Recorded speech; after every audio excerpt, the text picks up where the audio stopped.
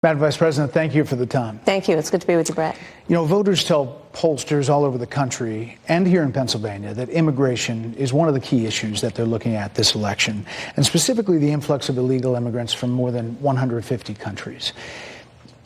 How many illegal immigrants would you estimate your administration has released into the country over the last 3.5 years?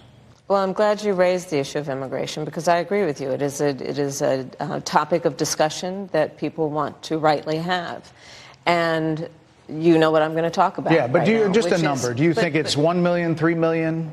Brett, let's just get to the point.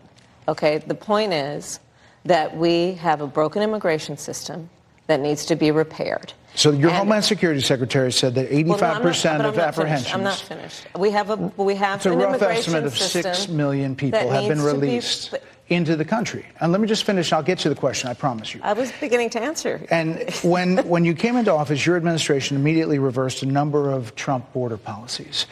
Most significantly, the policy that required illegal immigrants to be detained through deportation, either in the U.S. or in Mexico. And you switched that policy. They were released from custody awaiting trial. So instead, included in those were a large number of single men, adult men, who went on to commit heinous crimes. So, looking back, do you regret the decision to terminate Remain in Mexico at the beginning of your administration? At the beginning of our administration, within practically hours of taking the oath, the first bill that we offered Congress, before we worked on infrastructure, before the Inflation Reduction Act, before the CHIPS and Science Act, before the bipartisan Safer Communities Act, the first bill, practically within hours of taking the oath, was a bill to fix our immigration system. Yes, ma'am. It was called the U.S. Citizenship Act of 2021. Exactly. It was essentially a pathway to citizenship for the... Yes, ma'am. May I finish responding, please? But you have to let me finish, You please. had the White House and the House and the Senate, and they didn't bring up that bill. I'm in the middle of responding to the point you're raising, okay, and I'd like to finish. Yes, ma'am. We recognized from day one that, to the point of this being your first question, it is a priority for us as a nation and for the American people. And our focus has been on fixing a problem. And from day one, then, we have done a number of things, including to address our asylum system and put more resources, getting more judges, what we needed to do to tighten up penalties and increase penalties for illegal crossings, what we needed to do to deal with points of entry between border entry points. That's the work we did, and we worked on supporting what was a bipartisan effort, including some of the most conservative members of the United States Congress, to actually strengthen the border. That border bill would have put 1,500 more border agents at the border, which is why I believe the Border Patrol agents supported the bill. It would have allowed us to stem the flow of fentanyl coming into the United States, which is a scourge affecting people of every background, every geographic location in our country, killing people. It would have allowed us to put more resources into prosecuting transnational criminal organizations, which I have done as the Attorney General, former Attorney General of a border state. Madam Vice President, a couple of things. Prosecuted trafficking of drugs, guns, and human beings. And Donald Trump, but let me just finish. 6 Democrats voted against that bill. Learned about that bill and told them to kill it because he preferred to run on a problem instead of fixing a problem. And in this election, this is rightly a discussion that the American people want to have. And what they want are solutions, and they want a president of the United States who's not playing political games with the issue, I hear you, but actually is focused on fixing it. 6 Democrats voted against that bill. It would have allowed 1.8 million illegal immigrants into the country a year. A lot of conservatives had a problem with it. These are the 6 Democrats. But more importantly, back to the original premise, Jocelyn Nungari, Rachel Morin, Laken Riley, they are young women who were brutally assaulted and killed by some of the men who were released at the beginning of the administration, well before a negotiated bipartisan bill. Former President Clinton actually referred to Laken Riley Sunday campaigning for you in Georgia, saying if those men had been properly vetted, Laken Riley probably would not have been killed. So if it wouldn't have happened, this is well before any negotiation. This is well before Donald Trump got involved in the politics. This is a specific policy decision by your administration to release these men into the country. So what I'm saying to you, do you owe Brett, those families an apology? Let me just say, first of all, those are tragic cases. There's no question about that. There is no question about that. And I can't imagine the pain that the families of those victims have experienced for a loss that should not have occurred. So that is true. It is also true that if a border security had actually been passed 9 months ago, it would be 9 months that we would have had more border agents at the border, more support for the folks who are working around the clock trying to hold it all together. Madam Vice President. To ensure that no future harm would occur. And this election in 20 days will determine whether we have a president of the United States who actually cares more about fixing a problem, even if it is not to their political advantage in an election. Because there was a solution, Brett. Madam Vice President, it was a policy decision in the early part of your administration. I will let one of the mothers talk about it. Take a listen. Because of the Biden-Harris administration open border policies catch and release, they were enrolled in the Alternatives to Detention program. This meant that they were released into the United States. It was not even a full 3 weeks later that they would take my daughter, Jocelyn Nungare's life. I believe the Biden-Harris administration open border policies are responsible for the death of my daughter. That's the early days. So do you owe them an apology is what I'm saying. I will tell you that I am so sorry for her loss. I am so sorry for her loss. Sincerely. But let's talk about what is happening right now with an individual who does not want to participate in solutions. Let's talk about that as well. But do you want to answer in all fairness, I told you I feel awful for what she and her family have experienced. During that time, you said repeatedly that the border was secure. When in your mind did it start becoming a crisis? I think we've had a broken immigration system transcending, by the way, Donald Trump's administration even before. Let's all be honest about that. I have no pride in saying that this is a perfect immigration system. I've been clear, I think we all are, that it needs to be fixed. We need more. I was just down at the border talking with border agents, and they will tell you, and I'm sure you probably, I know you investigate and you are a serious journalist. They will tell you, we need more judges. We need to process those cases faster. We need the support for those cases that should be prosecuted. They need more resources, and Congress ultimately is the only place that's going to get fixed, Brett. Well, that's how this system works. That's the premise of this question. But there were that's how the system 90-plus works. executive orders that were rescinded in the first days. Many of those were Trump border policies. I'm not going to stay here because there's other things to talk about, but you frequently talk to the Border Patrol Union for support of that bipartisan bill, and they did. They supported it. But they also just endorsed Donald Trump and said, you've been, quote, a failure with border security. Why do you think they said that? I think they're frustrated, and I get it. They want support. They want support, and that's what that border security bill would have done. These guys down at the border, these men and women, they're working hard. They're working around the clock. I get it. There's a lot of people that look back at what you said in 2019 when you first ran for president. And there have been changes, and you've talked about some of them. When it comes to immigration, you supported allowing immigrants in the country illegally to apply for driver's license, to qualify for free tuition at universities, to be enrolled in free health care. Do you still support those things? Listen, that was 5 years ago, and I'm very clear that I will follow the law. I have made that statement over and over again, and as Vice President of the United States, that's exactly what I've done, not to mention before. If that's the case, you chose a running mate, Tim Walz, governor of Minnesota, who signed those very things into state law. So do you support that?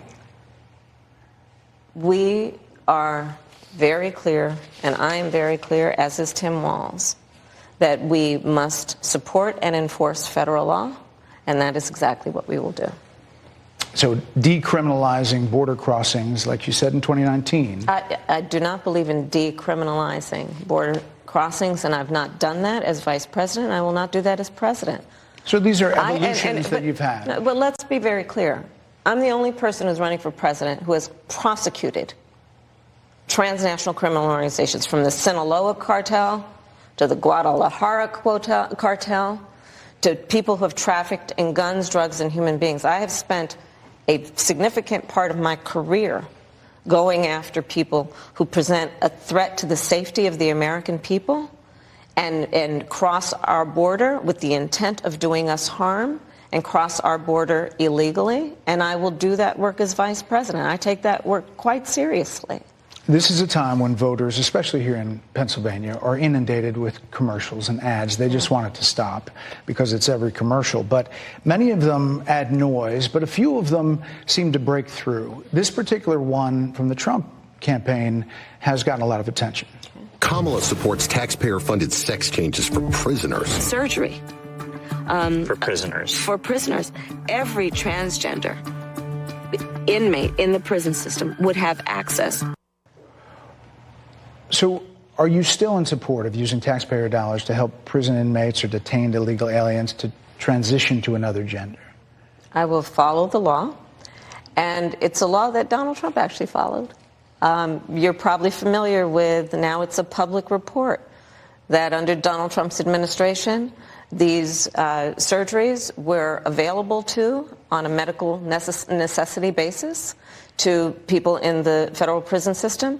And I think, frankly, that ad from the Trump campaign is a little bit of like throwing, stones when you're living in a glass house. The Trump aides say that he never advocated for that prison policy and no gender transition surgeries you know what, you got to take responsible for what happened in your administration. Yeah, no surgeries happened in this presidency. It's in black and white. Would you still advocate for using taxpayer dollars for gender reassignment surgeries? I will follow the law, just as I think Donald Trump would say he did. You would have a say as president.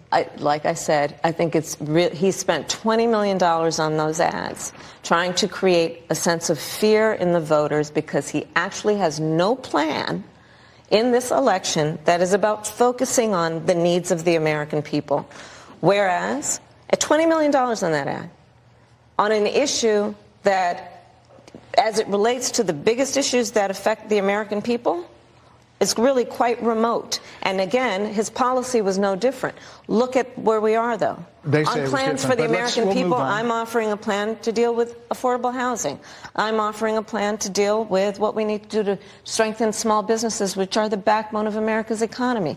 I am offering a plan that is about taking care of young parents and giving them the support they need. My plans for the economy will strengthen the economy, as have been reviewed by 16 Nobel laureates, Goldman Sachs, Moody's, and recently the Wall Street Journal, which have all studied our plans and have indicated my plans for our economy would strengthen our economy, his would make them weaker, would ignite inflation and invite a recession by the middle of next year. Those are the facts. Why do you think more people say they trust him on the economy than they trust you? I think that when you look at an analysis of our plans for what we would do as President of the United States, it has been clear to those who study and understand how economic policy works that moving forward, because I do believe the American people are ready to turn the page on the divisiveness and the type of rhetoric that has come out of Donald Trump. People are ready to chart a new way forward, and they want a president who has a plan for the future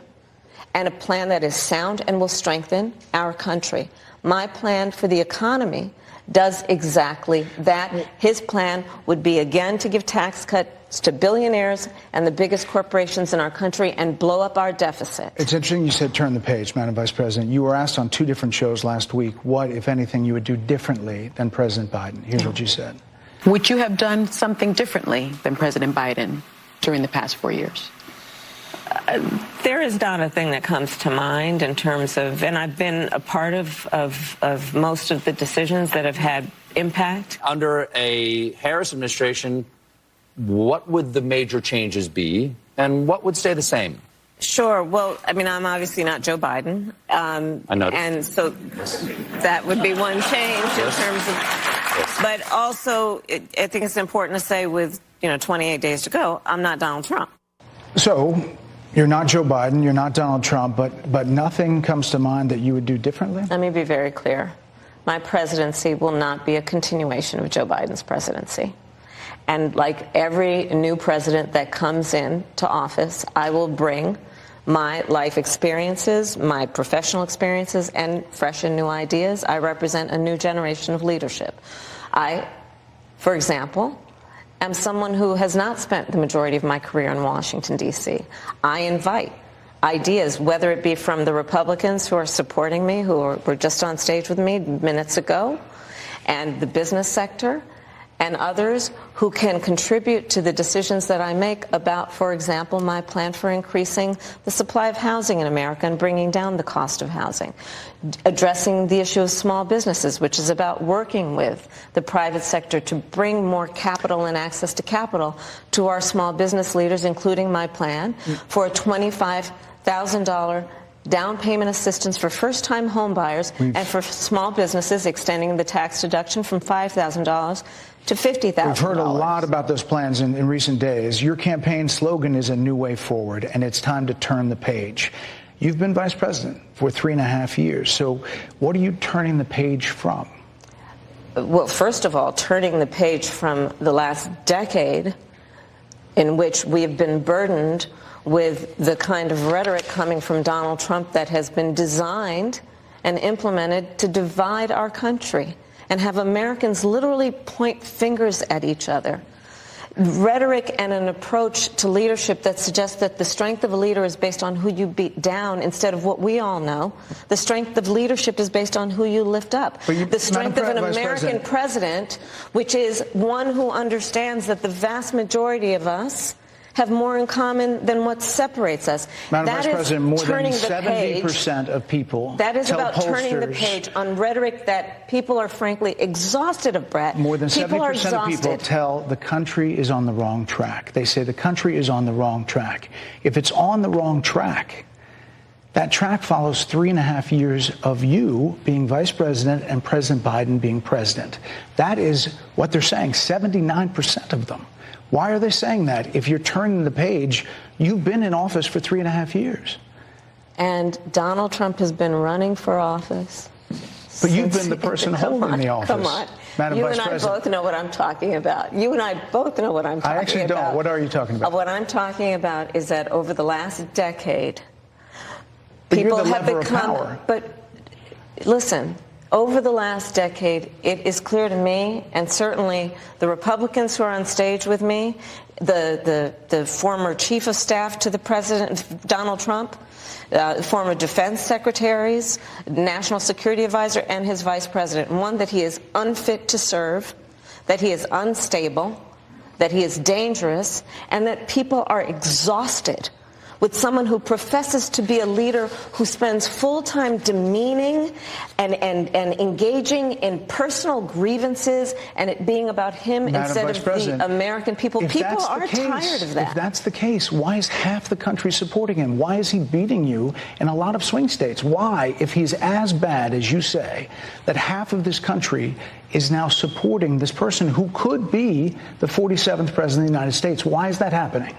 This is an election for president of the United States. It's not supposed to be easy.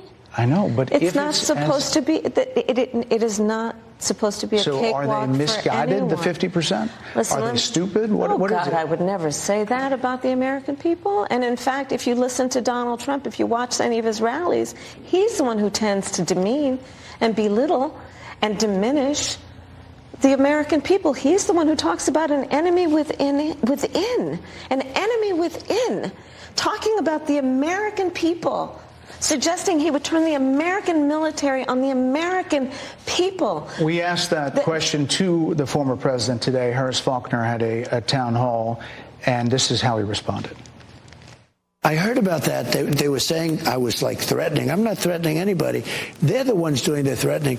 They do phony investigations. I've been investigated more than Alphonse Capone. He was the greatest gangster. No, it's true. No, but think of it. It's called weaponization of government. It's a terrible thing. So, Brett, I'm sorry, and with all due respect, that clip was not what he has been saying about the enemy within that he has repeated when he's speaking about the American people. That's not what you just showed. Well, he was asked about that No, specific... that's not what you just showed. In all fairness and respect to you, that was the question that we asked him. You didn't show that, and here's the bottom line. He has repeated it many times, and you and I both know that. And you and I both know that he has talked about turning the American military on the American people. He has talked about going after people who are engaged in peaceful protest. He has talked about locking people up because they disagree with him. This is a democracy. And in a democracy, the President of the United States, in the United States of America, should be willing to be able to handle criticism without saying he'd lock people up for doing it. And this is what is at stake, which is why you have someone like the former chairman of the Joint Chiefs of Staff saying what Mark Milley has said about Donald Trump being a threat to the United States of America. He's quoted in the Bob Woodward book that way, yes. Let me ask you this, Madam Vice President. You call Donald Trump. The significance you of that. call Donald Trump. He's misguided. You say now he's unstable. He is unstable, Brett. He's not well. You say he's mentally not stable. He's not stable. Let me ask you this. You told many interviewers that Joe Biden was on his game, that ran around circles on his staff. When did you first notice that President Biden's mental faculties appeared diminished? Joe Biden, I have watched from the Oval Office to the Situation Room. And he has the judgment and the experience to do exactly what he has done in making very important decisions on behalf of the American people. There were no concerns raised? Brett, Joe Biden is not on the ballot. I understand. And Donald Trump but is. You talked about it. And Donald Trump After George Clooney said within a few minutes of talking to President Biden at a fundraiser that he thought this was not the same Joe Biden that we saw on the debate stage. Donald Trump is on the ballot. I understand. You met with him at least once a week for 3.5 years. You didn't have any concerns?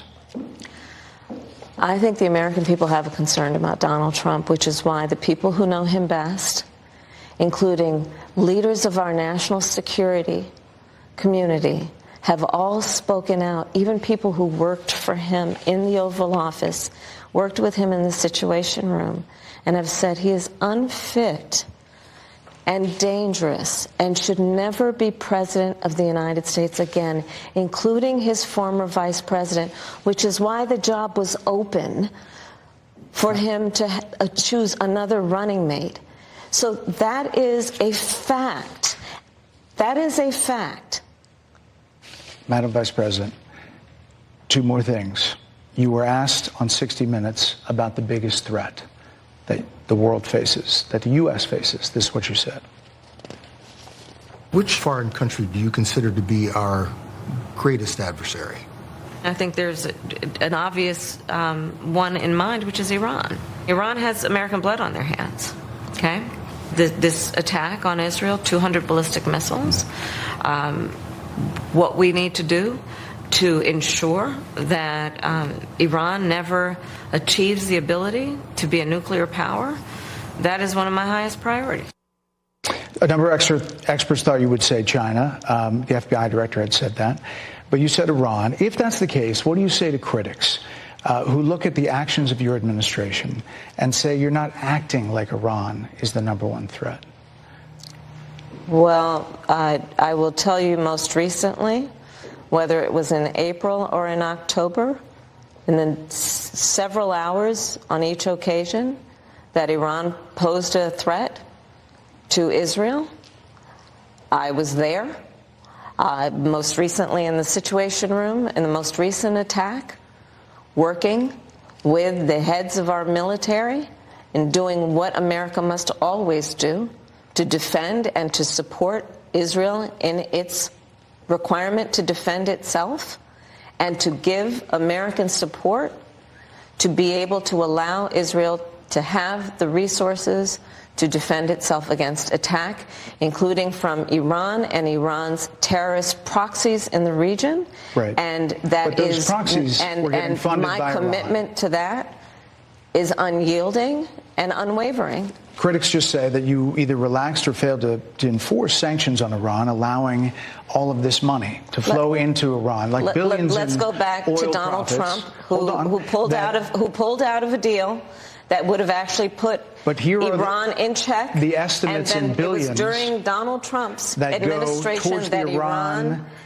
regime. That we had an American military base that was attacked, where American soldiers suffered traumatic brain injuries, and Donald Trump dismissed them as headaches, not to mention how Donald Trump has treated and talked about America's military and military service people, calling them suckers and losers, Hamas, has diminished the significance. We're talking over each other. I apologize. Well, I would like that we would have a conversation that is grounded in full assessment of the facts, which includes, I think this interview is supposed to be about the choices that your viewers should be presented about this election, and the contrast is important. Yes, ma'am. And on the subject of Iran, I am offering what should be an important contrast that is presented for folks to make a decision that they feel. Who look at what the administration did and say and think differently.